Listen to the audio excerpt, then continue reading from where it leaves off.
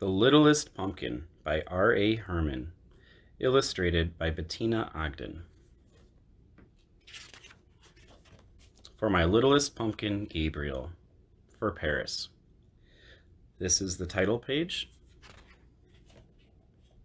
It was Halloween, and there were 18 pumpkins left at Bartlett's farm stand. The pumpkins looked their very best because they all wanted to be taken home and made into jolly jack-o'-lanterns. The littlest pumpkin had the biggest dreams of all. She saw herself shining in the dark with ghosts, monsters, witches, and fairies gathered around her singing a Halloween song. And today was the day when all her dreams were going to come true. Maggie dropped by the stand on her way to school, just as it was opening. "I want the biggest pumpkin you have for my class party," she said, looking at the pumpkins on display. She didn't even glance at the littlest pumpkin. The pumpkin Maggie chose was so big, Mr. Bartlett had to help her put it in her mother's car. Then the twins arrived. Jess wanted the roundest, fattest pumpkin. Jen wanted the tallest, skinniest pumpkin. They both knew exactly what they wanted their jack-o'-lanterns to look like. Later that morning, Mrs. Garland's class came to the farm stand to buy apples and pumpkins for their Halloween party. The littlest pumpkin was very excited when she saw all the children. "Now certainly I will be chosen by someone and made into a jack-o'-lantern," she thought. But no one chose the littlest pumpkin. All day long, people came to the farm stand to buy pumpkins. Mr. Potter ran in to choose a pumpkin for his daughter, Kate. Poor Kate was home with the flu, but she had drawn pictures for her dad so he could see exactly what kind of pumpkin she wanted. Mr. Potter looked at every single pumpkin until he found the right one. The sun began to set, and only 4 pumpkins were left.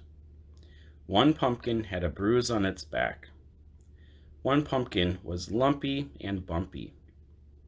One pumpkin didn't have a stem. And the last pumpkin was the littlest pumpkin.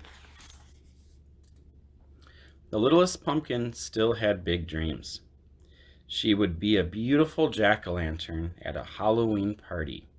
She would shine in the dark with ghosts, monsters, witches, and fairies gathered around her singing a Halloween song.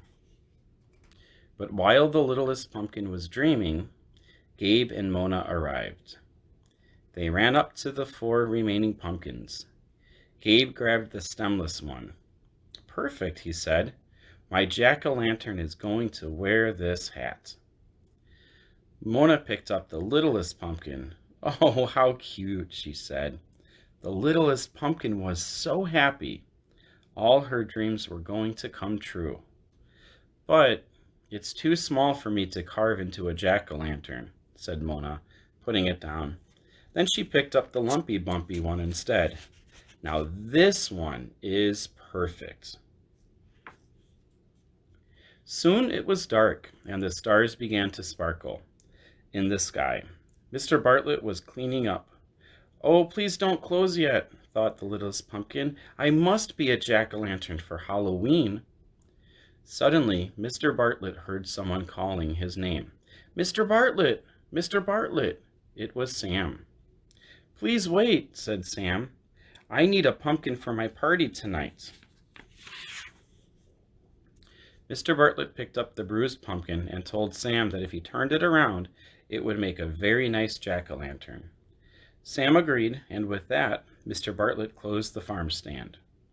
So there in the dark on Halloween night sat the littlest pumpkin. She was all alone, or so she thought.